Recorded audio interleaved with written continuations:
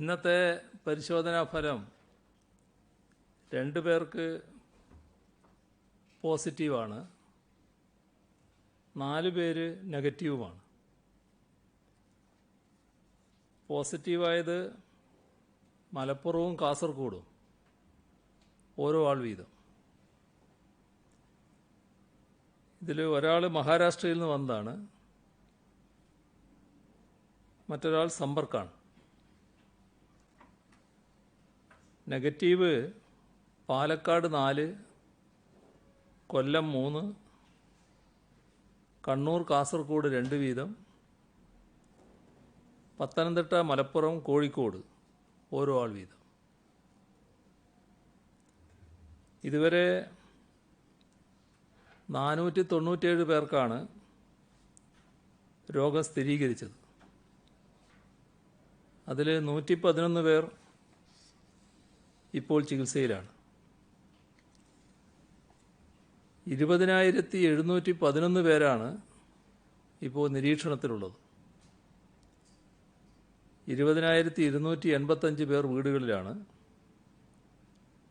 426 പേർ ആശുപത്രികളിലാണ്. ഇന്ന് 95 പേരെയാണ് ആശുപത്രിയിൽ പ്രവേശിപ്പിച്ചത്. ഇതുവരെ 25,973 സാമ്പിളുകളാണ് പരിശോധനയ്ക്ക് അയച്ചത്. 25,135 എണ്ണം രോഗബാധയില്ല എന്ന് ഉറപ്പായിട്ടുണ്ട്. മുൻഗണനാ വിഭാഗങ്ങളിൽപ്പെട്ട 1,508 സാമ്പിളുകളാണ് പ്രത്യേകം ശേഖരിച്ചത്. അതിൽ 897 നെഗറ്റീവാണ്. കണ്ണൂരിലാണ് കൂടുതൽ പേർ ഇപ്പോൾ ചികിത്സയിലുള്ളത്, 47 പേര്. കോട്ടയം 18, ഇടുക്കി 14, കൊല്ലം 12, കാസർഗോഡ് 9, കോഴിക്കോട് 4, മലപ്പുറം തിരുവനന്തപുരം 2 വീതം, പത്തനംതിട്ട എറണാകുളം പാലക്കാട് 1 വീതം. ഇതാണ് ചികിത്സയിലുള്ളവരുടെ കണക്ക്. തിരുവനന്തപുരത്ത് നെയ്യാറ്റിൻകര മുനിസിപ്പാലിറ്റിയെ ഹോട്ട്സ്പോട്ട് പട്ടികയിൽ ഇന്ന് ഉൾപ്പെടുത്തിയിട്ടുണ്ട്. കൊല്ലം ജില്ലയിലെ ഓച്ചിറ, തൃക്കോവിൽവട്ടം പഞ്ചായത്തുകളും കോട്ടയത്തെ ഉദയനാപുരം പഞ്ചായത്തും പുതുതായി ഹോട്ട്സ്പോട്ട് പട്ടികയിലുണ്ട്. ഇങ്ങനെ 70 പ്രദേശങ്ങളാണ് ഇപ്പോൾ ഹോട്ട്സ്പോട്ടിലുള്ളത്. കണ്ണൂർ ജില്ലയിൽ സ്പെഷ്യൽ ട്രാക്കിംഗ് ടീം പ്രവർത്തിക്കുന്നുണ്ട്. ഓരോ 20 വീടുകളുടെയും ചുമതല 2 പോലീസ് ഉദ്യോഗസ്ഥർ അടങ്ങുന്ന ടീമിന് നൽകിയിട്ടുണ്ട്. ശാസ്ത്രീയ വിവരശേഖരണ രീതി ഉപയോഗിച്ച് ആളുകളുടെ സമ്പർക്കം കണ്ടെത്തുന്നു. ലോക്ക്ഡൗണിന് മുൻപ് വിദേശത്ത് നിന്ന് മടങ്ങിയെത്തിയ ആളുകളുടെ നിരീക്ഷണ കാലാവധി കഴിഞ്ഞിട്ടുണ്ട്. അവരെ പരിശോധനയ്ക്ക് വിധേയമാക്കേണ്ടതുണ്ടെങ്കിൽ പരിശോധനയ്ക്ക് വിധേയമാക്കുന്ന കാര്യവും ആലോചിക്കുന്നുണ്ട്. പൊതുസ്ഥലങ്ങളിലും ജോലിസ്ഥലങ്ങളിലും ഇന്നു മുതൽ മാസ്ക് നിർബന്ധമാക്കിയിട്ടുണ്ട്. മാസ്ക് ധരിക്കാത്തതിന് ഇന്ന് വൈകിട്ട് 4 മണി വരെ കേരളത്തിൽ 954 കേസുകൾ രജിസ്റ്റർ ചെയ്തു. കാസർഗോഡ് ജില്ലയിൽ കോവിഡ് നിയന്ത്രണ പ്രവർത്തനങ്ങൾക്ക് മേൽനോട്ടം വഹിക്കുന്ന കലക്ടർ സജിത് ബാബു, ഐജിമാരായ അശോക് യാദവ്, വിജയ് സാക്കറെ എന്നിവർ ക്വാറന്റൈനിൽ പ്രവേശിച്ചു. ജില്ലയിൽ കോവിഡ് ബാധിച്ച ദൃശ്യമാധ്യമ പ്രവർത്തകനുമായി സമ്പർക്കം പുലർത്തിയതുകൊണ്ടാണിത്. കഴിഞ്ഞ ദിവസങ്ങളിൽ പുതിയ കേസുകൾ റിപ്പോർട്ട് ചെയ്ത സാഹചര്യത്തിൽ കോട്ടയം, കൊല്ലം, ഇടുക്കി, തിരുവനന്തപുരം ജില്ലകളിൽ നിയന്ത്രണങ്ങൾ കൂടുതൽ കർശനമാക്കി. ജില്ലാ ഡിസാസ്റ്റർ മാനേജ്മെൻറ്റ് അതോറിറ്റിയുമായി ചർച്ച ചെയ്ത് നിയന്ത്രണങ്ങൾ ഏർപ്പെടുത്താനാണ് ജില്ലാ പോലീസ് മേധാവിമാർക്ക് നിർദ്ദേശം നൽകിയിരിക്കുന്നത്. ഹോട്ട്സ്പോട്ടായി പ്രഖ്യാപിച്ച സ്ഥലങ്ങളിൽ ഒരു റോഡ് ഒഴിവാക്കി ബാക്കി എല്ലാ റോഡുകളും അടക്കും. വീടുകളിൽ നിരീക്ഷണത്തിൽ കഴിയുന്നവരെയും അവരുടെ അയൽവാസികളെയും നേരിട്ടോ ഫോൺ മുഖേനയോ ബന്ധപ്പെട്ട് ക്ഷേമാന്വേഷണങ്ങൾ നടത്തുന്നുണ്ട്. ലോക്ക്ഡൗൺ ആരംഭിച്ച ശേഷം ഇതുവരെ 3,49,504 വീടുകളിൽ പോലീസ് തന്നെ സന്ദർശനം നടത്തുകയോ ഫോൺ മുഖേന വിവരങ്ങൾ അന്വേഷിക്കുകയോ ചെയ്തിട്ടുണ്ട്. ഇതിനു പുറമെ ആരോഗ്യ പ്രവർത്തകരുടെ ബന്ധപ്പെടലും നടക്കുന്നുണ്ട്. അതിഥി തൊഴിലാളികളെ തിരിച്ചയക്കുന്നതുമായി ബന്ധപ്പെട്ട് കേന്ദ്ര തീരുമാനം വന്നു. അതിലുള്ള നിർദ്ദേശം അവരെ ബസ് മാർഗം തിരിച്ചയക്കണമെന്നാണ്. പക്ഷേ കേരളത്തിലുള്ള അതിഥി തൊഴിലാളികളുടെ കാര്യത്തിൽ അത് പ്രായോഗികമല്ല. അതുകൊണ്ട് തന്നെ നോൺ സ്റ്റോപ്പ് സ്പെഷ്യൽ ട്രെയിൻ അനുവദിക്കണമെന്ന്, അതിനെ റെയിൽവേയോട് നിർദ്ദേശിക്കണമെന്ന് സംസ്ഥാനം കേന്ദ്ര സർക്കാരിനോട് വീണ്ടും ആവശ്യപ്പെട്ടിട്ടുണ്ട്. കേരളത്തിലെ 3,60,000 അതിഥി തൊഴിലാളികളാണുള്ളത്. അവർ 20,826 ക്യാമ്പുകളിലായാണ് ഇപ്പോൾ കഴിയുന്നത്. അവരിൽ മഹാഭൂരിപക്ഷവും സ്വന്തം നാട്ടിലേക്ക് തിരിച്ചു പോകാൻ ഇപ്പോൾ ആഗ്രഹിക്കുന്നുണ്ട്. ബംഗാൾ, ആസാം, ഒഡീഷ, ബീഹാർ, UP ഇവിടങ്ങളിൽ നിന്നുള്ളവരാണ് ഭൂരിഭാഗം. ഇവരെ കൊണ്ടുപോകാൻ സ്പെഷ്യൽ നോൺ സ്റ്റോപ്പ് ട്രെയിൻ അനുവദിക്കണമെന്ന് പ്രധാനമന്ത്രിയോട് നേരത്തെ അഭ്യർത്ഥിച്ചതാണ്. ഇത്രയധികം ആളുകളെ, അതും ഇത്രയും ദൂരം ബസ് മാർഗം കൊണ്ടുപോകൽ പ്രയാസമാകും. ബസ് മാർഗം പോയാൽ അതുണ്ടാക്കുന്ന വിഷമവും വളരെ കൂടുതലായിരിക്കും. രോഗം പകരാനുള്ള സാധ്യതയും കൂടുതലാണ്. ഇതെല്ലാം കണക്കിലെടുത്താണ് സ്പെഷ്യൽ ട്രെയിൻ വേണമെന്ന് നേരത്തെ നമ്മൾ ആവശ്യപ്പെട്ടത്. കേന്ദ്ര ആഭ്യന്തര സെക്രട്ടറിക്ക് ഈ വിഷമങ്ങളെല്ലാം ചൂണ്ടിക്കാണിച്ചുകൊണ്ട് ചീഫ് സെക്രട്ടറി കത്തയച്ചിട്ടുണ്ട്. ഇന്ന് ശാരീരിക അകലം പാലിച്ചുകൊണ്ട് വേണം തൊഴിലാളികളെ കൊണ്ടുപോകാൻ.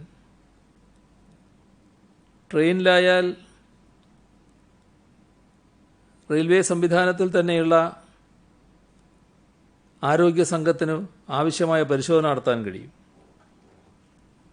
ഭക്ഷണവും വെള്ളവും ട്രെയിനിൽ തന്നെ ലഭ്യമാക്കാനും പറ്റും. ഇതും കേരളം ശ്രദ്ധയിൽപ്പെടുത്തിയിട്ടുണ്ട്. ഏതായാലും അതിഥി തൊഴിലാളികൾ അവരുടെ നാട്ടിലേക്ക് പോകാൻ ഉള്ള ആവശ്യം, അതും തത്വത്തിൽ കേന്ദ്രം അംഗീകരിച്ചു കഴിഞ്ഞിട്ടുണ്ട്. ആ സാഹചര്യത്തിൽ അവർക്ക് യാത്ര ചെയ്യാനുള്ള അവസരം ഒരുങ്ങുന്നുവെന്ന് വേണം കണക്കാക്കാൻ. ആ ഒരു പശ്ചാത്തലത്തിൽ ഇതിന് നല്ല ക്രമം പാലിക്കാനാവണം. 4 ലക്ഷത്തോളം തൊഴിലാളികൾ മഹാഭൂരിഭാഗവും പോകാൻ തയ്യാറായാൽ എല്ലാവർക്കും ഒരേ സമയം ഒരേ ദിവസം പോകാനായില്ല എന്ന് വരും. അപ്പോൾ അതുകൊണ്ട് തന്നെ പോകാൻ താല്പര്യം കാണിക്കുന്നവർ പ്രകടിപ്പിക്കാനിടയുള്ള ധൃതി, അതുമൂലം ഉണ്ടാകാനിടയുള്ള സംഘർഷങ്ങൾ, ഇതൊക്കെ പൂർണ്ണമായും തടയാൻ കഴിയണം. അതിന് പോലീസിന് കർശനമായ നിർദ്ദേശം നൽകിയിട്ടുണ്ട്. മറ്റ് വകുപ്പുകളുടെയും സന്നദ്ധ പ്രവർത്തകരുടെയും സഹായവും ഇക്കാര്യത്തിൽ ആവശ്യമാണ്. കൊറോണ പ്രതിരോധത്തിൻ്റെ ഭാഗമായി സാധാരണ വഴികൾ അടക്കുന്ന നില വന്നിട്ടുണ്ട് ചിലയിടങ്ങളിൽ. അപ്പോൾ അടിയന്തര ആവശ്യത്തിന് പോലും ജനങ്ങൾക്ക് പുറത്തിറങ്ങാനാകാത്ത സ്ഥിതി റെഡ് സോണായി പ്രഖ്യാപിച്ച ജില്ലകളിലും ഹോട്ട്സ്പോട്ടുകളിലുമുണ്ട്. ഇത് ഏതെങ്കിലും ഒരിടത്ത് ഏതെങ്കിലും ഒരു ഉദ്യോഗസ്ഥൻ നടപ്പാക്കുന്ന കാര്യമല്ല. പൊതുവെ നിയന്ത്രണങ്ങൾ കർശനമാക്കുന്നതിൻ്റെ ഭാഗമായി നടപ്പാക്കപ്പെടുന്നതാണ്. അതുകൊണ്ടാണ് വീട്ടിലേക്കുള്ള അവശ്യ സാധനങ്ങളടക്കം ഹോം ഡെലിവറിയായി എത്തിക്കുമെന്ന് നേരത്തെ തീരുമാനിച്ചത്. അത്തരം കാര്യങ്ങൾ ഫലപ്രദമായി നടപ്പിലാക്കാൻ കഴിയണം. ആ കാര്യങ്ങളിൽ പോലീസിൻ്റെ സഹായവും ഉണ്ടാകും. നമ്മുടെ നാട്ടിലെ അപ്രതീക്ഷിതമായ കേന്ദ്രങ്ങളിൽ നിന്ന് രോഗബാധ ഉണ്ടാകുന്നു. ഇതിലൊരുപാട് ഘടകങ്ങളുണ്ട്. അതിലൊന്ന്, ചില ചരക്ക് വണ്ടികൾ വന്നപ്പോൾ അതിലൂടെ ലഭിച്ചതാണ് എന്തും വന്നിട്ടുണ്ട്. അപ്പം അത്തരത്തിലുള്ള കേസുകൾ കണ്ടെത്താനും ക്വാറന്റൈൻ ചെയ്യാനും കഴിയുന്നുണ്ട്. നാം കാണേണ്ടത്, നിയന്ത്രണങ്ങൾ അയഞ്ഞാൽ സ്ഥിതി മാറിപ്പോകാനിടയുണ്ട്. ഇപ്പോൾ നിയന്ത്രണം വകവെക്കാതെ കൂട്ടം കൂടാനുള്ള പ്രവണത പലയിടത്തും വരുന്നുണ്ട്. ഇപ്പോൾ കടപ്പുറത്ത് മത്സ്യലേലവുമായി ബന്ധപ്പെട്ട പ്രശ്നം ഈ കൂട്ടം കൂടലുമായി ബന്ധപ്പെട്ടതിൻ്റെ ഭാഗമാണ്. അതുകൊണ്ടാണ് മറ്റൊരു സംവിധാനം ഫിഷറീസ് വകുപ്പ് ഏർപ്പെടുത്തിയത്. സംസ്ഥാനത്താകെ ഈ ഒരു പ്രത്യേക സാഹചര്യത്തിൽ ആ നീക്കം വിജയിച്ചിട്ടുണ്ട്. എന്നാൽ വിഴിഞ്ഞം കടപ്പുറത്ത് വീണ്ടും ലേലം വിളി നടന്നു എന്ന വാർത്ത കാണാനിടയായി. അതുപോലെ തന്നെ ചില കമ്പോളങ്ങളിലും വലിയ ആൾക്കൂട്ടം ഉണ്ടാകുന്നുണ്ട്. മലപ്പുറത്ത് ഏതോ ഒരു പ്രചരണത്തിൻ്റെ ഭാഗമായി അതിഥി തൊഴിലാളികൾ കൂട്ടത്തോടെ പുറത്തിറങ്ങുന്ന നിലയും വന്നു. ഇത്തരത്തിലുള്ള കാര്യങ്ങൾ എന്താണോ നാം ഒഴിവാക്കാൻ ആഗ്രഹിക്കുന്നത് അതിന് തടസ്സമാണ് എന്നെല്ലാവരും തിരിച്ചറിയണം. അതുകൊണ്ട് തന്നെ നിയന്ത്രണങ്ങൾ കർശനമായി പാലിച്ചു പോകണം. ഇതുവരെയുള്ള രോഗികളുടെ വിവരം എടുത്തു നോക്കിയാൽ രോഗപ്പകർച്ചയ്ക്ക് കാരണമായി അശ്രദ്ധ കാണാനാവും. നേരിയൊരു അശ്രദ്ധ പോലും നമ്മളാരെയും കോവിഡ് രോഗികളാക്കാം. അതുകൊണ്ടാണ് പരുഷമായി പറയേണ്ടി വരുന്നതും നിയന്ത്രിക്കേണ്ടി വരുന്നതും. പോലീസ് നിയന്ത്രിക്കുന്നതിൽ വിഷമം തോന്നിയിട്ട് കാര്യമില്ല. എന്നാൽ ബലപ്രയോഗമുണ്ടാകരുത് എന്നത് ശക്തമായി നിർദ്ദേശിച്ചിട്ടുണ്ട്. ഇവിടെ നിയന്ത്രണങ്ങൾ ഒഴിവാക്കാൻ പറ്റാത്ത അവസ്ഥയിലൂടെയാണ് നാം കടന്നു പോകുന്നത് എന്ന ധാരണ എല്ലാവർക്കും ഉണ്ടാകണം. ഏതെങ്കിലും തരത്തിലുള്ള അമിതമായ നിയന്ത്രണങ്ങൾ അടിച്ചേൽപ്പിക്കാനല്ല പോലീസ് ശ്രമിക്കുന്നത്. നടപ്പാക്കാൻ നിർദ്ദേശിച്ച നിയന്ത്രണങ്ങൾ നടപ്പാക്കുന്നതിനാണ് പോലീസ് തയ്യാറാകുന്നത്. അതുകൊണ്ട് നിയന്ത്രണങ്ങൾ വിഷമമുള്ളതാണെങ്കിലും അക്കാര്യത്തിൽ പോലീസുമായി സഹകരിക്കുകയാണ് വേണ്ടത്. ലോക്ക്ഡൗൺ നിയന്ത്രണങ്ങൾ പൂർണ്ണമായും പാലിക്കാൻ എല്ലാവരും സജ്ജമാകണമെന്നും ഈ ഘട്ടത്തിൽ അഭ്യർത്ഥിക്കുകയാണ്. അതിഥി തൊഴിലാളികൾക്ക് സാധ്യമായ എല്ലാ സൗകര്യങ്ങളും നാം ഒരുക്കിയിട്ടുണ്ട്. അവരെ തിരിച്ച് നാട്ടിലെത്തിക്കാനും നാം തൽപരരാണ്. എന്നാൽ അവരെ തെറ്റിദ്ധരിപ്പിച്ച് തെരുവിലിറക്കാൻ ശ്രമങ്ങളുണ്ടായാൽ അത് അനുവദിക്കാൻ പറ്റില്ല. അത്തരത്തിലുള്ള ദൗർഭാഗ്യകരമായ ചില നീക്കങ്ങൾ ഉണ്ടാകുന്നതുകൊണ്ടാണ് ഇങ്ങനെ പറയേണ്ടി വരുന്നത്. റോഡുകൾ അടഞ്ഞു കിടന്നപ്പോൾ കോട്ടയത്ത് നിന്ന് ആലപ്പുഴയിലേക്കും മറ്റും കായൽ മാർഗം ആളുകളെ എത്തിക്കുന്നുവെന്ന് വിവരമുണ്ട്. മോട്ടോർ ഘടിപ്പിച്ച ബോട്ടുകൾ അത്തരത്തിൽ യാത്ര നടത്തുന്നുവെന്നാണ് വിവരം. ഇത്തരത്തിലുള്ള അനധികൃത യാത്ര അനുവദിക്കാനാവില്ല. ഇത് ബന്ധപ്പെട്ടവർ ശ്രദ്ധിക്കേണ്ട കാര്യമാണ്.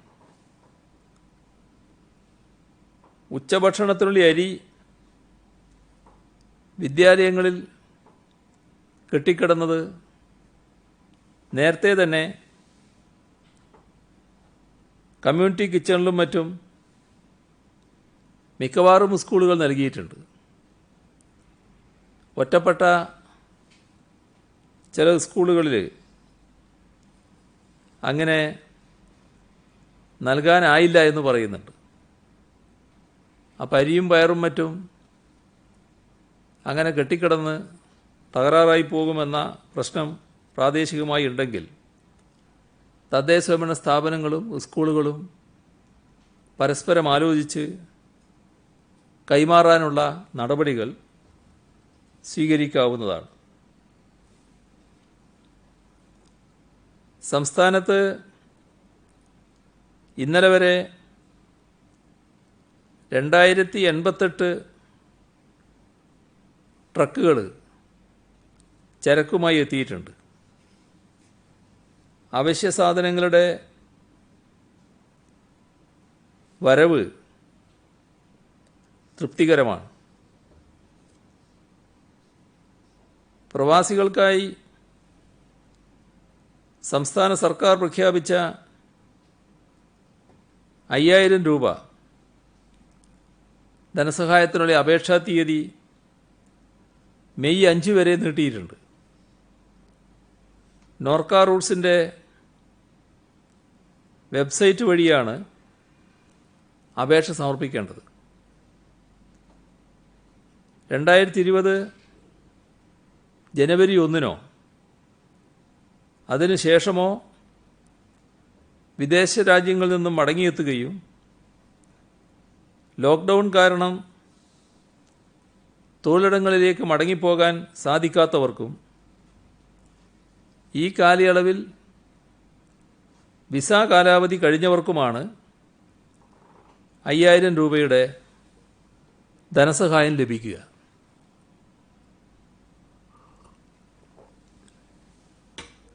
വിദേശ മലയാളികൾക്ക് സ്വദേശത്തേക്ക് മടങ്ങി വരുന്നതിനായി നോർക്ക ഏർപ്പെടുത്തിയ രജിസ്ട്രേഷൻ സംവിധാനത്തിൽ 201 രാജ്യങ്ങളിൽ നിന്ന് ഇന്ന് വരെ 3,53,468 പേർ രജിസ്റ്റർ ചെയ്തു. ഏറ്റവും കൂടുതൽ രജിസ്റ്റർ ചെയ്തത് UAE-യിൽ നിന്നാണ്. 1,53,660 പേർ. സൗദി അറേബ്യയിൽ നിന്ന് 47,268 പേർ. ഇതിൽ മടങ്ങി വരാൻ വേണ്ടി രജിസ്റ്റർ ചെയ്തവരിൽ ഏറിയ കൂറും ഗൾഫ് നാടുകളിൽ നിന്നാണ്. അതിൽ ഭൂരിപക്ഷം ഗൾഫ് നാടുകളിൽ നിന്നാണ്. UK-യിൽ നിന്ന് 2112 പേർ. അമേരിക്കയിൽ നിന്ന് 1895 പേർ. ഉക്രൈനിൽ നിന്ന് 1764 പേർ. ഇത്തരത്തിൽ എല്ലാ രാജ്യങ്ങളിൽ നിന്നും രജിസ്റ്റർ ചെയ്തിരിക്കുകയാണ്. ഈ രജിസ്റ്റർ ചെയ്തവരുടെ കൂട്ടത്തിൽ മുൻഗണന അനുസരിച്ച് രജിസ്റ്റർ ചെയ്തിട്ടുണ്ട്. ഏറ്റവും ആദ്യം വരേണ്ടവർ എന്ന് കണക്കാക്കുന്നവർ. ഈ ലിസ്റ്റ് നാം ഇന്ത്യ ഗവൺമെൻറ്റിനും അതത് രാജ്യങ്ങളിലെ എംബസിക്കും നൽകാൻ നിർദ്ദേശിച്ചിട്ടുണ്ട്. അങ്ങനെ വന്നാൽ കൃത്യമായൊരു പ്ലാൻ ഇന്ത്യ ഗവൺമെൻറ് തയ്യാറാക്കാൻ കഴിയും. മുൻഗണന പ്രകാരം ആളുകളെ കൊണ്ടുവരുന്നതിനും സാധിക്കും. അപ്പോൾ ആ ലിസ്റ്റ് മുഴുവൻ കേന്ദ്ര ഗവൺമെൻറ്റിന് കൈമാറാനുള്ള നടപടികൾ സ്വീകരിക്കുന്നുണ്ട്. ഇതര സംസ്ഥാന പ്രവാസികൾക്കായി ഇന്നലെ ആരംഭിച്ച നോർക്ക രജിസ്ട്രേഷൻ സംവിധാനത്തിൽ ഇന്ന് വരെ രജിസ്റ്റർ ചെയ്തത് 94,483 പേരാണ്. ഇതിൽ കർണാടകയിൽ 30,576 പേർ, തമിഴ്നാട് 29,181 പേർ, മഹാരാഷ്ട്രയിൽ 13,113 പേർ. ഇങ്ങനെയാണ് രജിസ്ട്രേഷൻ വന്നിട്ടുള്ളത്. ഇക്കാര്യത്തിൽ ഒരു കാര്യം അറിയിക്കാനുള്ളത്, ഇവിടെ നിന്ന് താൽക്കാലികമായി പോയി ഒരാവശ്യത്തിന് വേണ്ടി പുറത്തുപോയി അവിടെ കുടുങ്ങിപ്പോയി അവർക്കിങ്ങോട്ട് വരാൻ മുൻഗണന. ഗർഭിണികളായ സ്ത്രീകൾ, പഠിക്കുന്ന വിദ്യാർത്ഥികൾ, പ്രായമായവർ, ഇത്തരം ആളുകൾക്കൊക്കെയാണ് ഏറ്റവും മുൻഗണന നൽകുക. എന്നാൽ ഒരു കൂട്ടർ ഈ ഘട്ടത്തിൽ ധൃതി പിടിച്ച് ഇങ്ങോട്ട് വരേണ്ടതുണ്ടോ എന്ന് ആലോചിക്കണം. അതായത് വീടൊക്കെ അവിടെയായി താമസിക്കുന്നവരുണ്ട്. അപ്പോൾ നാട്ടിൽ ബന്ധുക്കളുണ്ട്. ബന്ധുക്കളെ കാണാൻ വേണ്ടിയുള്ളൊരു അവസരമായിട്ട് ഈ സന്ദർഭം ഉപയോഗിക്കേണ്ടെന്നാണ് തോന്നുന്നത്. അത് പിന്നീടൊരു ഘട്ടത്തിലാവാം. കാരണം ഇപ്പോൾ ഒരു ഈ രോഗവ്യാപന ഘട്ടത്തിൽ ഒരുപാട് ക്രമീകരണങ്ങൾ ഏർപ്പെടുത്തേണ്ടതായിട്ടുണ്ടല്ലോ. അതുകൊണ്ട് അത്തരം ആളുകൾ ഇപ്പോൾ വരേണ്ടതുണ്ടോ എന്ന് അവർ തന്നെ സ്വയമേവ ചിന്തിക്കണം. വീടും താമസമൊക്കെ അവിടെയാണ്. അങ്ങനെയുള്ളവരെക്കുറിച്ചാണ് ഉദ്ദേശിക്കുന്നത്. അല്ലാതെ നാട്ടിലേക്ക് വരേണ്ടവരെല്ലാം ഇപ്പോൾ ഈ ഘട്ടത്തിൽ തന്നെ വരുന്നതിന് സൗകര്യങ്ങൾ ഒരുക്കുകയും ചെയ്യാം. കോവിഡ് പ്രതിസന്ധി ഏറ്റവും കൂടുതൽ ബാധിച്ചത് വിദ്യാഭ്യാസ മേഖലയാണ്. എല്ലാ സ്ഥാപനങ്ങളും അടഞ്ഞു കിടക്കുകയാണ്. ഇത് ബദൽ മാർഗം തേടാൻ നിർബന്ധിതമാകുന്നു. ഇപ്പോൾ സംസ്ഥാനത്തെ സർവകലാശാലകളുടെ ബിരുദാനന്തര പാഠഭാഗങ്ങൾ ഓൺലൈൻ മുഖേന വിദ്യാർത്ഥികൾക്ക് ലഭ്യമാക്കുന്നുണ്ട്. 450ഓളം പേപ്പറുകളുടെ ഉള്ളടക്ക മൊഡ്യൂൾ പൂർത്തിയായിട്ടുണ്ട്. PDF, PPT, വീഡിയോ ഫോർമാറ്റുകളിലാണ് ഇവ ലഭ്യമാക്കുന്നത്. കൂടുതൽ വിഷയങ്ങൾ താമസിയാതെ അപ്ലോഡ് ചെയ്യും.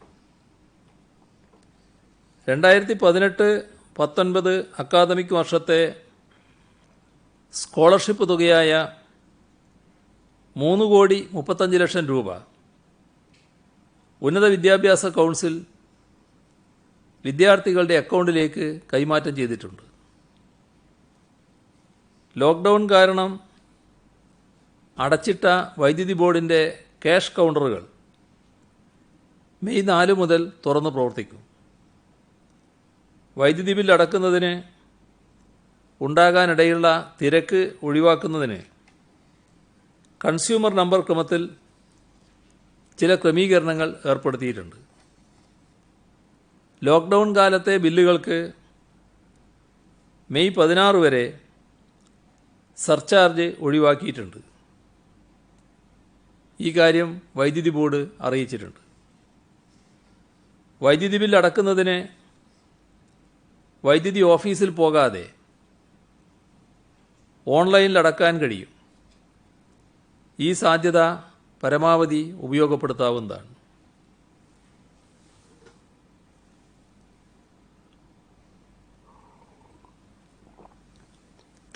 കോവിഡ് പ്രതിസന്ധി മാധ്യമങ്ങളെ രൂക്ഷമായി ബാധിച്ചു എന്ന് നമുക്കെല്ലാവർക്കും അറിയാം. സംസ്ഥാനത്തെ മാധ്യമങ്ങൾക്ക് പരമാവധി പിന്തുണ നൽകാനാണ് സർക്കാർ ശ്രമിക്കുന്നത്. അതിൻ്റെ ഭാഗമായി മാധ്യമങ്ങൾക്ക് നൽകാനുള്ള പരസ്യ കുടിശ്ശികയിൽ 53 കോടി രൂപ റിലീസ് ചെയ്തിട്ടുണ്ട്. PRD വഴി ഇത് വിതരണം ചെയ്യും. മാധ്യമരംഗത്ത് പ്രതിസന്ധി മൂലം ആർക്കും തൊഴിൽ നഷ്ടപ്പെടാൻ പാടില്ല എന്നതാണ് സർക്കാരിൻ്റെ നിലപാട്. മാധ്യമരംഗത്ത് മാത്രമല്ല, എല്ലാ രംഗത്തും ഈ പ്രതിസന്ധിയുടെ ഫലമായി തൊഴിൽ നഷ്ടപ്പെടാൻ ഇടയാകരുത് എന്ന് തന്നെയാണ് സർക്കാർ ചിന്തിക്കുന്നത്. വ്യാജ വാർത്തകളും പ്രചാരണവും വിവിധ മേഖലകളിൽ നിന്ന് റിപ്പോർട്ട് ചെയ്യപ്പെടുന്നുണ്ട്. കോവിഡ് കേസുകൾ പോസിറ്റീവ് ആകുന്നത് സർക്കാരിൻ്റെ മായാജാലമാണെന്നും തട്ടിപ്പാണെന്നും വാട്സാപ്പ് പ്രചരണം നടത്തുന്നത് കണ്ണൂർ ജില്ലയിലെ ചെറുവാഞ്ചേരിയിൽ കണ്ടെത്തിയിട്ടുണ്ട്. ചെറുവാഞ്ചേരി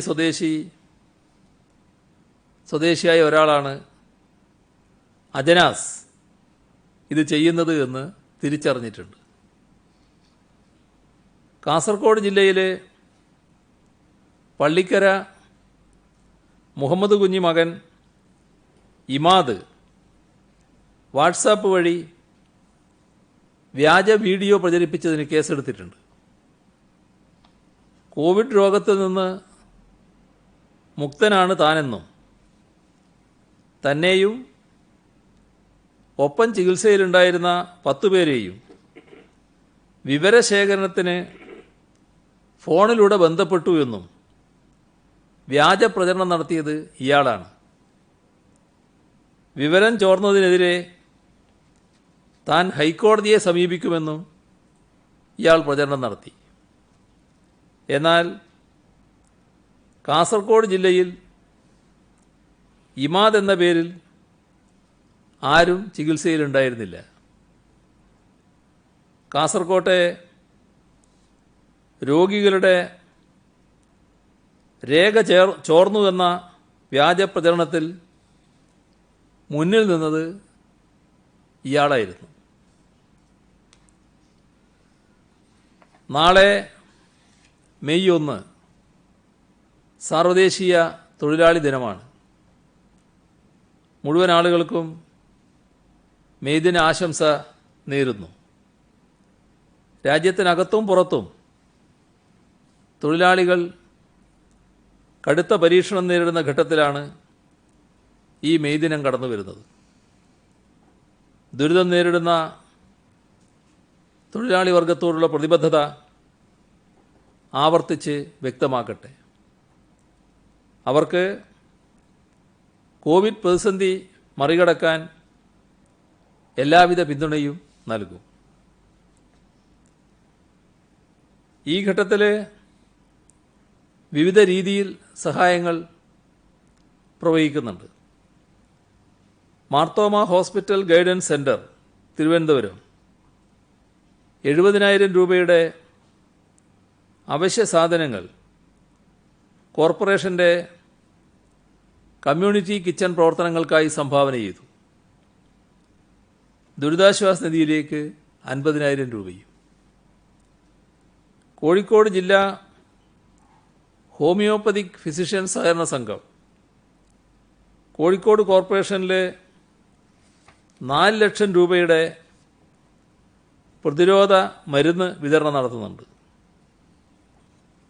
കൊല്ലം TKM എഞ്ചിനീയറിംഗ് കോളേജ് പൂർവ്വ വിദ്യാർത്ഥിയായിരുന്ന പെരിയ സ്വദേശി അസിസ്റ്റന്റ് കമാൻഡന്റ് രഗിൽ ഗംഗാധരൻ്റെ സ്മരണക്കായി സഹപാഠികൾ ചേർന്ന് 2,33,000 രൂപയുടെ സാധനങ്ങൾ കണ്ണൂർ, കാസർഗോഡ് ജില്ലകളിലെ കമ്മ്യൂണിറ്റി കിച്ചണിലേക്ക് കൈമാറി. ദുരിതാശ്വാസ നിധിയിലേക്ക് ആകെ കിട്ടുന്ന സംഭാവന എത്രയാണെന്ന് ചോദിക്കുന്നുണ്ട്. ലഭിക്കുന്ന സംഭാവനകൾ കൃത്യമായി സൈറ്റിൽ അപ്ഡേറ്റ് ചെയ്യുന്നുണ്ട്. അക്കൗണ്ടിൽ പണമായി മാറിയ ശേഷമാകും അത് അപ്ഡേറ്റ് ചെയ്യുന്നത്.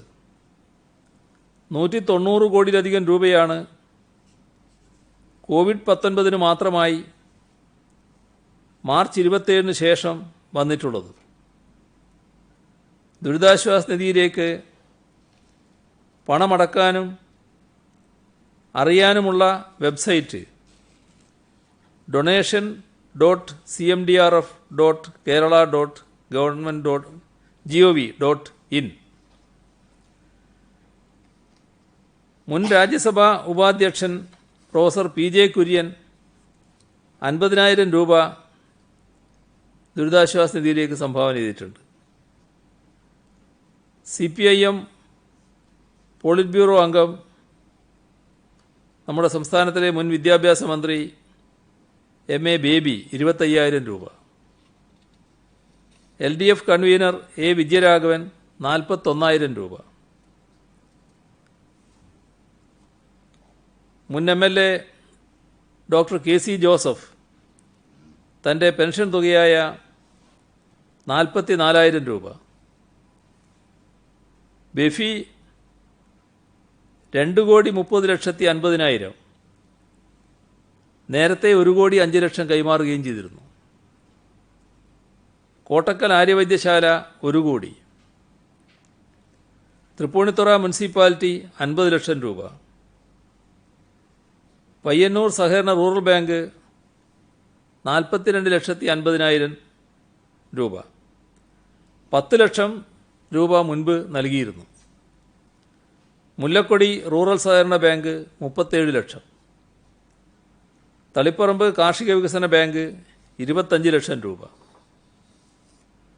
കൊടകര ഫാർമേഴ്സ് കോഓപ്പറേറ്റീവ് ബാങ്ക് 25 ലക്ഷം രൂപ. കൊട്ടാരക്കര അർബൻ ബാങ്ക് 24,562 രൂപ. കോഴിക്കോട് വില്യാപ്പള്ളി ബാങ്ക് 23,34,073 രൂപ. All Kerala bank retires federation സംസ്ഥാന കമ്മിറ്റി 15 ലക്ഷം രൂപ.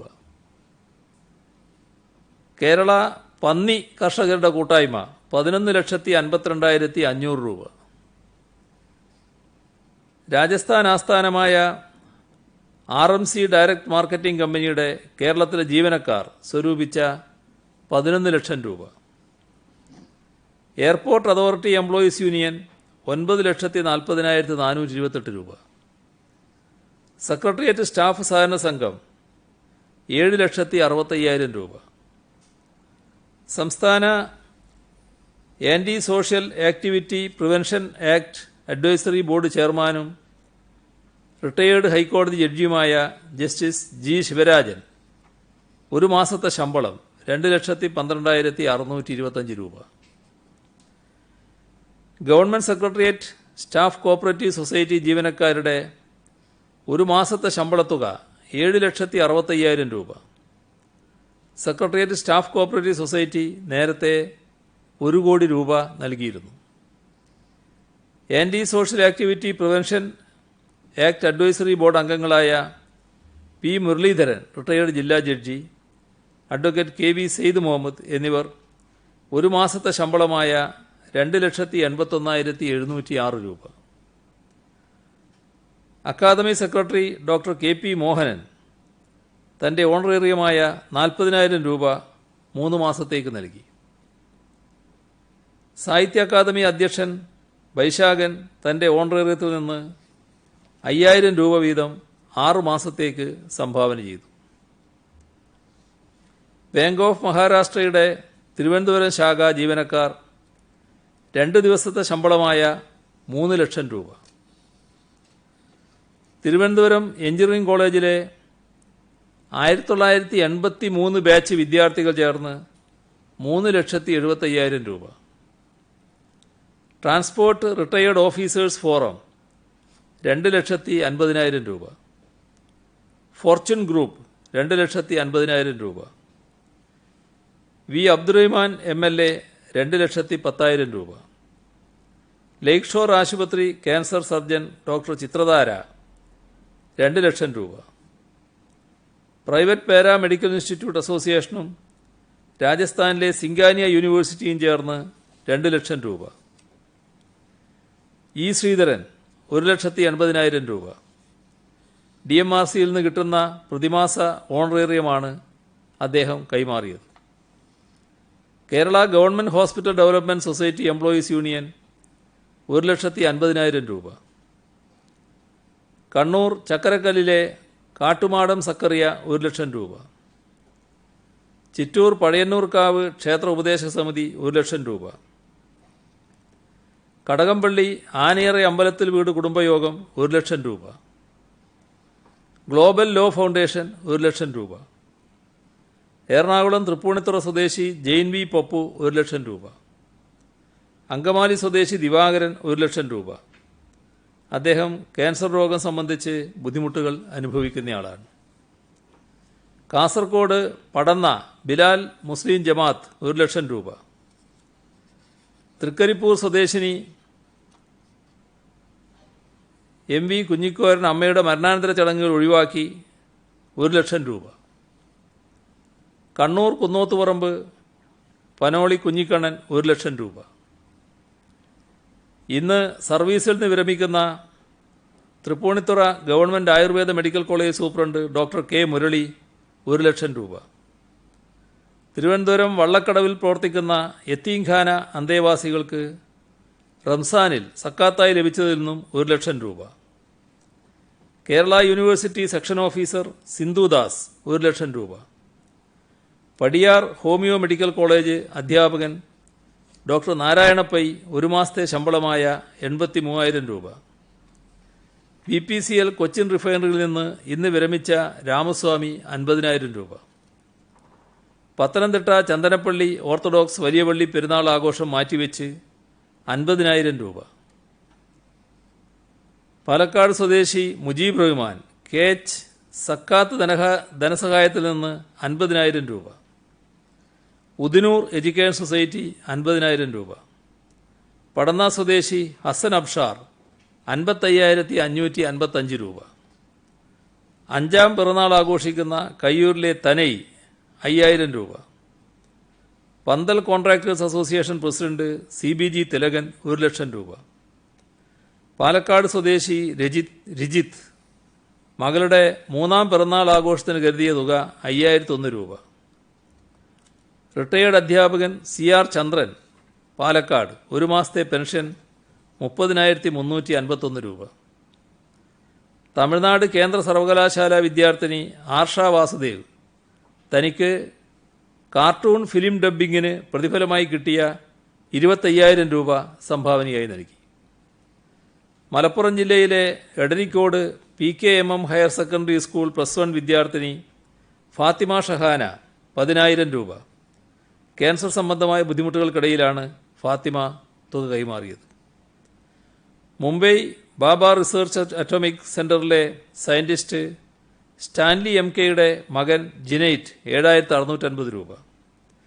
പള്ളുരുത്തി സ്വദേശിനി ജയാവിന് 11,350 രൂപ. Kerala social security pension consortium 6,829 രൂപ. പട്ടം കേന്ദ്രീയ വിദ്യാലയം 11ാം ക്ലാസ് വിദ്യാർത്ഥിനി ഐശ്വര്യ ചിത്രം വരച്ച് വിറ്റ് കിട്ടിയ 3,000 രൂപ. Kochi Thevara Sacred heart higher secondary school +2 വിദ്യാർത്ഥിനി ദിയ മിരിയ മേച്ചേരി 1,000 രൂപ. മാസ്ക് നിർമ്മിച്ച് വിറ്റ് കിട്ടിയ തുകയാണ് ദിയ കൈമാറിയത്. പത്തനാപുരം സ്വദേശികളായ ജോൺ യോഹന്നാൻ റീജ യോഹന്നാൻ ദമ്പതികളുടെ മകൻ ടെറിൻ തനിക്ക് ലഭിച്ച ഭിന്നശേഷി പെൻഷൻ തുകയായ 7,300 രൂപ. ലോക്ക്ഡൌണിൽ വീട്ടിനുള്ളിൽ ഇരിക്കേണ്ടി വരുന്ന കുട്ടികളുടെ മാനസിക സമ്മർദ്ദം കുറക്കുന്നതിനും വിജ്ഞാനം വളർത്തുന്നതിനുമായി കോന്നി താഴത്ത് സംഘടിപ്പിച്ച നിറം ടോക്ക് ഷോയിൽ കുട്ടികൾ സമാഹരിച്ച 10,110 രൂപ.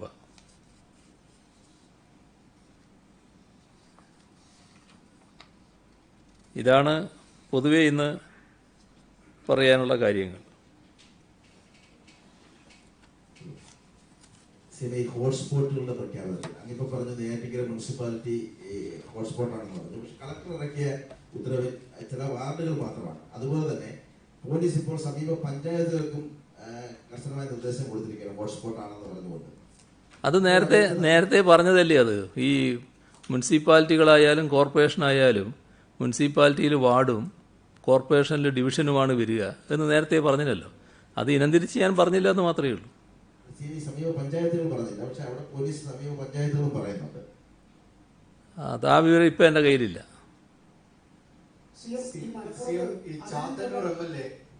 അവിടെ ഈ കോവിഡ് പ്രോട്ടോകോൾ പ്രകാരമല്ലാതെ ഒരു യോഗം വിളിക്കുകയും ഇപ്പോൾ MLA അടക്കം നിരീക്ഷണത്തിൽ പോകുന്ന അവസ്ഥ ഉണ്ടാവുകയും ചെയ്തു. മാത്രമല്ല അവിടുത്തെ പഞ്ചായത്ത് ജീവനക്കാർ ഈ യോഗത്തിൽ പങ്കെടുത്തതിന് MLA ആണ് യോഗം വിളിച്ചത്.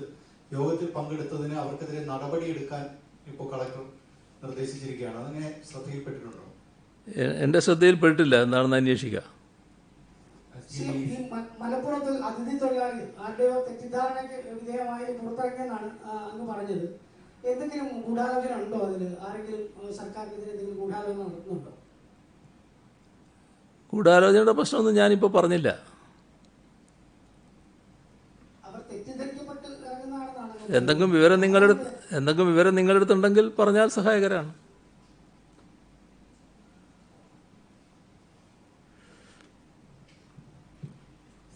സാമ്പിളുകളുടെ കാര്യത്തിൽ കഴിഞ്ഞ 26-ാം തീയതി നമ്മൾ എടുത്ത 3000 സാമ്പിൾ, പിന്നെ മുൻഗണനാ ക്രമത്തിലെ ഒരു ബാക്കിയുണ്ട്. ഇടുക്കിയിൽ അന്ന് 3 എണ്ണം വീണ്ടും നമ്മൾ അയച്ചെങ്കിൽ 25 എണ്ണം ഉണ്ട്. ഇതൊക്കെ നോർമലി വരുന്ന കാലതാമസമാണോ? അതിന്റെ ഒരു അവസ്ഥ എന്താണ്? ഇടുക്കിയിൽ നേരത്തെ എടുത്ത് പരിശോധനയ്ക്ക് അയച്ചപ്പോൾ ആ നേരത്തെ ഒരു സംശയം പോസിറ്റീവാണെന്ന് നിങ്ങൾ തന്നെ ചിലർ ഉന്നയിച്ചിരുന്നു. അത് നെഗറ്റീവാണെന്ന് കണ്ടെത്തിയിട്ടുണ്ട്. മറ്റു കാര്യങ്ങൾ 3000-ന്റെ കാര്യം ഞാൻ നേരത്തെ പറഞ്ഞതാണ്. അതെ, അല്ല, ബാക്കിയുള്ളത് 300 എണ്ണമായിരുന്നില്ലേ അന്ന് പറയുമ്പോൾ? അതിനനുസരിച്ച് പറഞ്ഞില്ല എന്ന് മാത്രമേ ഉള്ളൂ. അതെ അതെ. മറ്റു സംസ്ഥാനങ്ങളിൽ നിന്ന് ആൾക്കാരെ കൊണ്ടുവരുന്നതിന്റെ രജിസ്ട്രേഷൻ തുടങ്ങി. അപ്പൊ അവരെങ്ങനെയാണ്, സർക്കാരിന്റെ ക്വാറന്റൈൻ കേന്ദ്രങ്ങളിലാണോ അതോ വീടുകളിലേക്കാണോ? അതിനെക്കുറിച്ച് എന്തെങ്കിലും ഒരു തീരുമാനം എടുത്തിട്ടുണ്ടോ? അത് അവരുടെ ആരോഗ്യസ്ഥിതി ആശ്രയിച്ച് നിൽക്കുന്നതാണ്. നമ്മുടെ സംസ്ഥാന അതിർത്തിയിൽ വരുമ്പോൾ കൃത്യമായ പരിശോധനയുണ്ടാവും. ആ പരിശോധനയുടെ ഭാഗമായി തീരുമാനിക്കേണ്ട കാര്യമാണത്. മറ്റൊന്നുള്ളത്, സ്പ്രിംഗ്ലറിനെ സംബന്ധിച്ച് ഹൈക്കോടതിയുടെ വിധി ഉണ്ടായിരുന്നു. അപ്പൊ സ്പ്രിംഗ്ലർ ഇപ്പോൾ ഡാറ്റ അനലൈസ് ചെയ്യുന്നുണ്ടോ? ഹൈക്കോടതി പറഞ്ഞത് പ്രകാരമുള്ള മാനദണ്ഡ പ്രകാരമാണോ ആൾക്കാരിൽ നിന്ന് ഡേറ്റ ശേഖരിക്കുന്നത്? എന്താണ് അതിന്റെ ഇപ്പോഴത്തെ അവസ്ഥ? സാധാരണഗതിയിൽ ഹൈക്കോടതി എന്താണോ പറഞ്ഞത് അതനുസരിച്ചാണല്ലോ കാര്യങ്ങൾ നടക്കുക. അതിൽ വേറെ ശങ്കിക്കാനില്ലല്ലോ.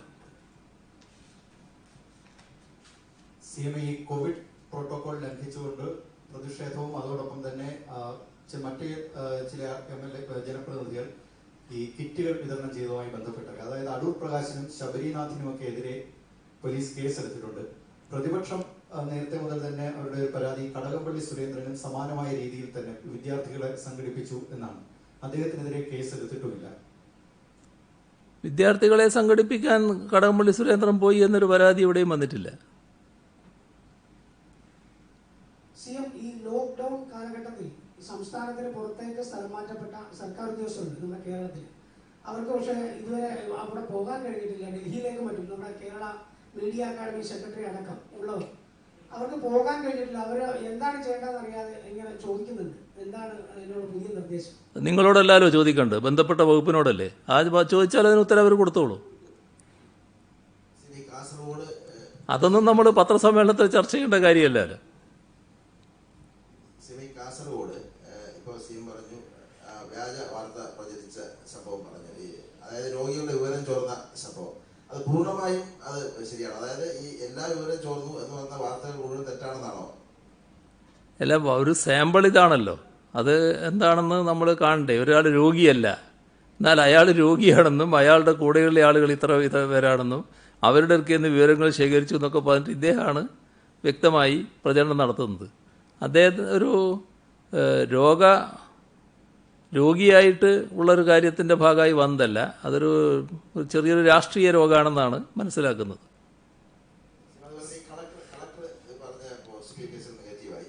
അപ്പോൾ ഈ ഉദ്യോഗസ്ഥർക്ക് ഇങ്ങനെ പറയുന്നത് മൊത്തത്തിൽ ആശയക്കുഴപ്പം ഉണ്ടാവില്ല? അവരെ നിയന്ത്രിക്കാൻ എന്തെങ്കിലും സംവിധാനമുണ്ടോ?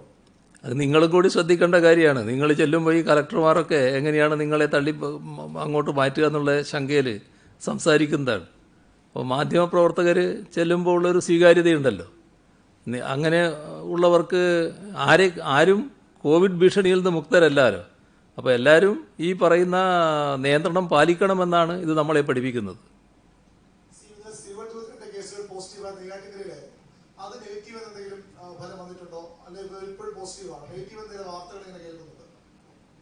എൻ്റെ അടുത്ത് വിവരമില്ല അങ്ങനെ. കോവിഡ് രോഗികളുടെ കണക്കുകൾ ബോധപൂർവം മുഖ്യമന്ത്രി വൈകിപ്പിക്കുന്നു എന്നാണ് കോൺഗ്രസിന്റെ ആക്ഷേപം. അത് അപ്പോൾ തന്നെ അറിഞ്ഞിരുന്നെങ്കിൽ അതിനുവേണ്ട നടപടികൾ അല്ലെങ്കിൽ മുൻകരുതലുകൾ എടുക്കാമായിരുന്നില്ലേ എന്ന ഒരു ചോദ്യമുണ്ട്. കോൺഗ്രസിന്റെ പാർലമെന്ററി പാർട്ടി യോഗത്തിലാണ് ഇങ്ങനെ ഒരു ചോദ്യം ഉയർന്നത്. അതെന്താണെന്ന് വെച്ചാൽ ഇവർക്ക് ഒരു കാര്യവും പറഞ്ഞാൽ മനസ്സിലാവില്ല. ഇങ്ങനെ പറഞ്ഞ കാര്യം തന്നെ ആവർത്തിച്ച് പറഞ്ഞുകൊണ്ടിരിക്കും. വേറെ കാര്യമൊന്നും പറയാനില്ലല്ലോ. ഞാനിത് നേരത്തെ വ്യക്തമാക്കിയാണ്, ഇപ്പം അല്ല, എത്രയോ നാൾ മുൻപ് വ്യക്തമാക്കിയൊരു കാര്യമാണ്. അന്നൊരു സംശയം തോന്നി എന്ന് പറഞ്ഞാൽ അതൊരു സംശയമാണെന്ന് നമുക്ക് കാണാം. ആ സംശയത്തിന് അന്ന് തന്നെ ഉത്തരം പറഞ്ഞു. അങ്ങനെയൊരു സ്ഥിതിയില്ല. പരിശോധന കഴിഞ്ഞാൽ നേരെ അറിയിക്കേണ്ടവരെ അറിയിക്കുകയും മറ്റ് നടപടികൾ സ്വീകരിക്കുകയാണ്. അത് പത്രസമ്മേളനത്തിൽ പറയുന്നത് നാട് മുഴുവൻ അറിയാനാണ്. ഇപ്പോൾ കാസർഗോഡ് ഒരാൾ രോഗിയായി എന്നുള്ളത് ആ രോഗിയായ പോസിറ്റീവായ അയാൾ അറിയുന്നു, അതിൻ്റെ മറ്റ് നടപടികൾ സ്വീകരിക്കുന്നു. എന്നാൽ സംസ്ഥാനത്താകെ അറിയുന്നത് ഈ പത്രസമ്മേളനത്തിലൂടെയായിരിക്കും. അത് മാത്രമേ വ്യത്യാസമുള്ളൂ. മറ്റേ കാര്യം ആദ്യം തന്നെ വേണ്ട നടപടികൾ സ്വീകരിക്കുന്നുണ്ട്. ആദ്യ ഭാഗത്ത് സ്വീകരിക്കേണ്ട നടപടി സ്വീകരിക്കുന്നില്ല. ഇത് അന്നേ വ്യക്തമാക്കിയതാണ്. പക്ഷേ അത് തന്നെ ആവർത്തിച്ചുകൊണ്ടേയിരിക്കും. ഞാനിപ്പോൾ എന്ത് പറയാനാണ് അതിന്? എനിക്കറിയാവുന്നൊരു പൊതുപ്രവർത്തകൻ പാരിപ്പള്ളി മെഡിക്കൽ കോളേജിൽ അഡ്മിറ്റ് ആണ്, പക്ഷെ ആ കണക്കിന്ന് പറഞ്ഞില്ല, അങ്ങനെ പല കണക്കുകളും ഒഴിച്ചു വയ്ക്കുന്നതൊക്കെ ആ ആരോപണം തുടർച്ചയായിട്ട് ഇങ്ങനെ UDF നേതാക്കൾ ഉന്നയിക്കുന്നു. അതെ, അതിലാണ് ഞാൻ പറഞ്ഞത്. ഞങ്ങളെ കയ്യിൽ വരുന്ന കണക്കാണല്ലോ ഞങ്ങൾ പറയുക. ഞങ്ങൾ ഈ കണക്ക് ഒരു ആശുപത്രിയിൽ അഡ്മിറ്റ് ചെയ്തയാളെ ഞങ്ങൾ മറച്ചു വെച്ചിട്ട് എന്താ കാര്യം? അങ്ങനെ മറച്ചു വെക്കുമോ? സാധാരണ നിലക്ക് ആശുപത്രിയിൽ അഡ്മിറ്റ് ചെയ്യുന്നത് പലതരത്തിലുണ്ട്. അത് ഏത് ഗണത്തിലാണെന്ന് നോക്കിയാലേ പറയാൻ പറ്റൂ. അത് പുറത്തു വരുന്നതിന് മുമ്പ് തന്നെ കടകമ്പോളങ്ങളൊക്കെ അടച്ച ഒരു സാഹചര്യം വരുന്നു. നെയ്യാറ്റിൻകര അങ്ങനെയായിരുന്നു സംഭവിച്ചത്. ഇത് റിസൾട്ട് പുറത്തു വിടുന്നതിന് മുമ്പ് തന്നെ അവിടെ കടകമ്പോളങ്ങളൊക്കെ പോലീസ് വന്ന് അടപ്പിച്ചു. അങ്ങനെ ഒരു സാഹചര്യം ഉണ്ടായി. അപ്പൊ നേരത്തെ തന്നെ പോലീസും അത്തരം ഉന്നത അധികാരികളൊക്കെ അറിയുമ്പോൾ പോലും നേരത്തെ അത് ജനങ്ങളെ അറിയിച്ചിരുന്നെങ്കിൽ അതൊരു കൂടുതൽ അവരോടുള്ള സമ്പർക്കം, രോഗിയുമായുള്ള സമ്പർക്കങ്ങൾ കൂടുതൽ ഒഴിവാക്കാമായിരുന്നു എന്നുള്ളതാണ്. അല്ല, അതാണ് ഞാൻ പറഞ്ഞത്. ആ രോഗിയെയും ബന്ധപ്പെട്ട ആളുകളെയും അറിയിച്ച് ആവശ്യമായ നടപടികൾ സ്വീകരിക്കുന്നു. അതിൻ്റെ ഒരു ഭാഗമാണ് നിങ്ങൾ പറഞ്ഞത്. അത്രയും നടപടികൾ വന്നതിന് ശേഷമാണ് സാധാരണ നിലക്ക് മറ്റിടപെടലുകൾ വരിക. അത് നേരത്തെ അറിയുന്നുണ്ടെന്നല്ലേ അത് കാണിക്കുന്നത്? കഴിഞ്ഞ കുറെ പത്രസമ്മേളനമൊക്കെ പറഞ്ഞതാണ് ഈ കോവിഡ് വരുന്ന സമയത്ത് മറ്റ് മാരകമായ അസുഖങ്ങളുള്ളവരെ ചികിത്സിക്കാതെ പോകരുത്. പക്ഷെ കോഴിക്കോട് മെഡിക്കൽ കോളേജിൽ ഒരു സംഭവം ഉണ്ട്. ഒരു വൃക്കയ്ക്കും ഹൃദ്രോഗം ഒക്കെയുള്ള ഒരു രോഗി വന്നപ്പോൾ കോവിഡ് പരിശോധനയ്ക്ക് കൊടുക്കുന്നു. അയാൾ സ്ഥിരം കഴിക്കുന്ന മരുന്നുകൾ കഴിക്കാതെ വരുന്നു. പിന്നീട് അദ്ദേഹം മരണപ്പെടുന്നു. ബന്ധുക്കളൊക്കെ പരാതിപ്പെടുന്നുണ്ട്. കോവിഡിന് മാത്രം ഒരു ഫോക്കസ് വരുമ്പോൾ മറ്റ് രോഗമുള്ളവർക്ക് അതിൻ്റെതായ രീതിയിലൊരു ചികിത്സ ഇപ്പോൾ പല ആശുപത്രികളിൽ കിട്ടുന്നില്ല എന്നൊരു പരാതി വരുന്നു. ഇത് ആദ്യഘട്ടത്തിൽ കുറച്ചൊരു വസ്തുത അതിനകത്തുണ്ടായിരുന്നു. കാരണം എല്ലാവരുടെയും ശ്രദ്ധ കോവിഡിൻ്റെ മേലെ ആയപ്പോൾ പിന്നെ ആളുകളിൽ ഭീതിയും, പുറത്തിറങ്ങിയാൽ എന്താകും അവസ്ഥ, ആശുപത്രിയിൽ പോകാൻ പറ്റുമോ, അവിടെ പോയാൽ എന്താണ് സ്ഥിതി എന്നെല്ലാമുള്ള ഭീതിയും ഒക്കെ കാരണം ചിലർ ആ ചികിത്സയിൽ ശ്രദ്ധിക്കാത്ത നില വന്നിരുന്നു. അപ്പോഴാണ് നമ്മൾ തന്നെ പൊതുവിൽ സർക്കാരിൻ്റെ ഭാഗത്ത് നിന്ന് തന്നെ പറയൽ തുടങ്ങിയത് അവരവർക്കുള്ള മറ്റു രോഗങ്ങൾ ചികിത്സിക്കുന്ന നില വേണം, ആശുപത്രികളും സജ്ജമാകണം എന്നുള്ളത്.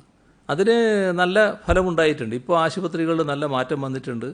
മെഡിക്കൽ കോളേജുകളിലൊക്കെ നല്ല തിരക്ക് തന്നെ ഇപ്പോൾ അനുഭവപ്പെടുന്ന അവസ്ഥ വന്നിട്ടുണ്ട്. ഇതുമായി ബന്ധപ്പെട്ടുള്ള മെഡിക്കൽ ബുള്ളറ്റിൻ പ്രത്യേകം പുറത്തിറങ്ങിയിട്ടുണ്ട്. അതിൻ്റെ വിശദാംശങ്ങൾ നോക്കുന്നതായിരിക്കും നല്ലത്. അടിയന്തര ആവശ്യങ്ങൾക്കായി മറ്റ് സംസ്ഥാനങ്ങളിൽ പോയി കുടുങ്ങിയവരെ തിരിച്ചുകൊണ്ടുവരാനുള്ള പദ്ധതിയാണ് ഇപ്പോൾ നോർക്ക വഴി നടപ്പാക്കുന്നത്.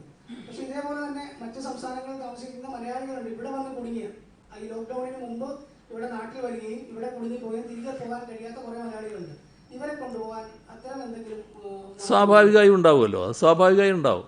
അതിന് ആ സംസ്ഥാനവും കൂടി തയ്യാറാവണമെന്ന് മാത്രം. എന്നാൽ അതിൻ്റെ നടപടികൾ വരും.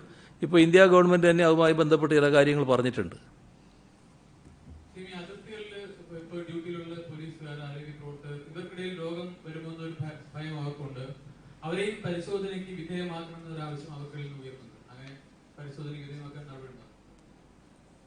അതിർത്തിയിൽ ഡ്യൂട്ടി ചെയ്യുന്ന ആരോഗ്യ പ്രവർത്തകർ, പോലീസുകാർ, അതെ, ഈ ഡ്യൂട്ടി നിർവഹിക്കുന്ന എല്ലാവരുടെയും കാര്യത്തിൽ സർക്കാർ അതീവ ശ്രദ്ധ പുലർത്തി പോവുകയാണ്.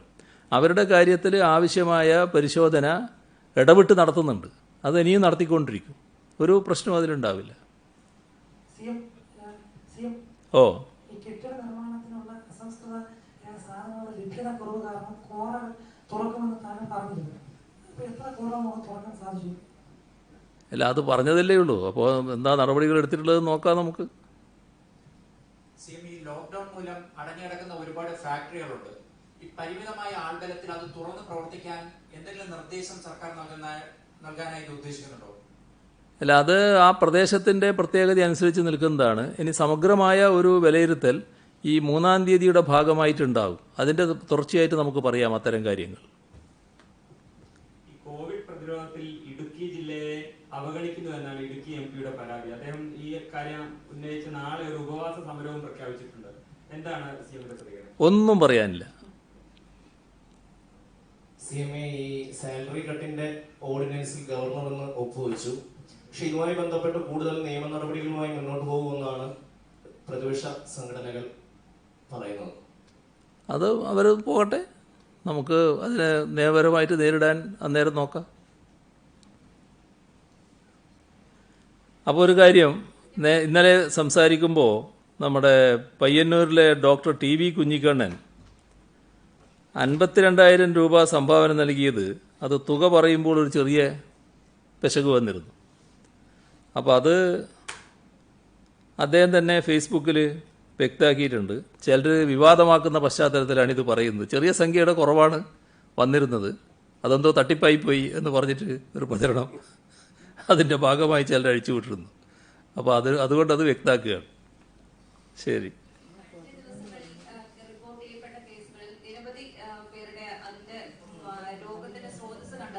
ബാധിച്ചിരുന്നില്ല. അതിൽ ഏതെങ്കിലും കൂടുതൽ പേരുടെ അത് രോഗം എവിടെ നിന്നാണ് ബാധിച്ചതെന്ന് കണ്ടെത്താൻ സാധിച്ചിട്ടുണ്ടോ? അത് വലിയ തോതിൽ പലയിടങ്ങളിലും ആശങ്ക ഉയർത്തുന്നുണ്ട്. അവിടങ്ങളിൽ രോഗത്തിന്റെ ഒരു വ്യാപനമുണ്ടോ എന്നുള്ളൊരു ആശങ്ക. രോഗവ്യാപനത്തിൻ്റെ കാര്യം ഈ സമൂഹ വ്യാപനവുമായി ബന്ധപ്പെട്ട് പറയുന്നതാണ്. രോഗം വ്യാപിക്കുന്നത് സമ്പർക്കത്തിലൂടെയാണ് എന്നുള്ളതാണ് ഇതേവരെ നമുക്ക് കണ്ടെത്താൻ കഴിഞ്ഞിട്ടുള്ളത്. അതുമായി ബന്ധപ്പെട്ട് ചില കേസുകൾ ഇങ്ങനെയുണ്ട് എന്നുള്ളത് ശരിയാണ്. അതിൻ്റെ കാര്യങ്ങൾ കൃത്യമായി പരിശോധിച്ചുകൊണ്ടിരിക്കുന്നുണ്ട്. ഏത് സമ്പർക്കത്തിലൂടെയാണ് ഇവർക്ക് രോഗം ബാധിച്ചത് എന്ന്. കുറച്ച് പേര് അങ്ങനെ ഉണ്ടായി എന്നുള്ളത് തന്നെയാണ് കണ്ടെത്തിയിട്ടുള്ളത്. ഓർഡിനൻസിൽ ഒപ്പിടരുതെന്ന് പ്രതിപക്ഷം ഗവർണറോട് ആവശ്യപ്പെട്ടിരുന്നു. എന്നിട്ട് ഗവർണർ ഒപ്പിട്ടു. മുഖ്യമന്ത്രിയും ഗവർണറും ബായ് ബന്ധമാണ് ഇപ്പോഴും, അടുത്ത ബന്ധമായി കഴിഞ്ഞു. അതുകൊണ്ടാണ് ഇത്തരം ഇതുണ്ട്. അങ്ങനെ എന്തെങ്കിലും പ്രത്യേക ബന്ധമുണ്ടോ ഗവർണറുമായിട്ട്? ഗവർണറുമായിട്ട് സാധാരണ ആൾക്ക് നല്ല ബന്ധം തന്നെയല്ലേ. ബായ് ബന്ധം ഉണ്ടാകുന്നില്ല, എന്താ തെറ്റ്? കേരളത്തിൻ്റെ ഗവർണറല്ലേ. ഞാൻ കഴിഞ്ഞ ദിവസം നിങ്ങൾ മറന്നുകൊണ്ടല്ലേ പിന്നെ ജസ്റ്റിസ് സദാശിവം, അദ്ദേഹത്തിൻ്റെ ജന്മദിനമായിരുന്നു കഴിഞ്ഞ നാൾ. ഞാൻ അദ്ദേഹത്തെ വിളിച്ചു, പിന്നെ സംസാരിച്ചു. നല്ല ബന്ധമായിരുന്നില്ലേ ഇദ്ദേഹമായിട്ട് നല്ല ബന്ധമില്ലേ? അതിലെന്താ ഒരു ആശ്ചര്യം വന്നിരിക്കുന്നു? സ്വാഭാവികമല്ലേ അത്? ഒരു സംസ്ഥാനത്തിൻ്റെ മുഖ്യമന്ത്രിയും ഗവർണറും തമ്മിൽ വാളെടുത്ത് യുദ്ധം ചെയ്യേ? അതല്ലല്ലോ വേണ്ടത്. സ്വാഭാവികമായി നല്ല ബന്ധമല്ലേ ഉണ്ടാകേണ്ടത്. ഞാൻ പറയുമ്പോൾ ഈ നെഗറ്റീവായത് 4 എന്ന് പറഞ്ഞു എന്ന് പറയുന്നുണ്ട്. അതല്ല 14 എന്ന് തന്നെ പറഞ്ഞു എന്നാണ് എൻ്റെ ഓർമ്മ. പക്ഷേ ചിലരിപ്പോൾ എന്നോട് ഓർമ്മിപ്പിക്കുന്നത് 4 എന്ന് പറഞ്ഞു എന്നാണ്. അങ്ങനെ പറഞ്ഞെങ്കിൽ 14 തന്നെയാണ് നെഗറ്റീവ്. അപ്പം നമുക്ക് നാളെ ഈ ഒഴിവ് ദിവസമാണല്ലോ, മെയ് ദിനത്തിൻ്റെ നിങ്ങളും എല്ലാം ഒഴിവാണ്. അതുകൊണ്ട് നാളെ നമ്മൾ യോഗം ഈ പരിപാടി ഉണ്ടാവില്ല. നാളെ കഴിഞ്ഞ് കാണാം. BL സന്തോഷ് കേരളത്തിലെ സർക്കാരിന്റെ വീഴ്ച മൂലം കേരളം ഒരു ഹോട്ട്സ്പോട്ടായി മാറിക്കൊണ്ടിരിക്കുകയാണെന്ന് പരസ്യമായിട്ട് പറഞ്ഞിട്ടുണ്ട്. അതിനെ കുറിച്ചുള്ള ഒരു പ്രതികരണം. അത് മുരളീധരൻ പറഞ്ഞതിൻ്റെ തുടർച്ചയല്ലേ. അദ്ദേഹത്തിൻ്റെ വാക്കുകൾ ഏറ്റുപാടാൻ അദ്ദേഹം നിർബന്ധനായിരിക്കും. അതിന് ഞാനെന്ത് പറയാനാണ്? എല്ലാവർക്കും അറിയാവുന്ന കാര്യമല്ലേ. നമുക്കിന്നിവിടെ അവസാനിപ്പിക്കാം. ശരി.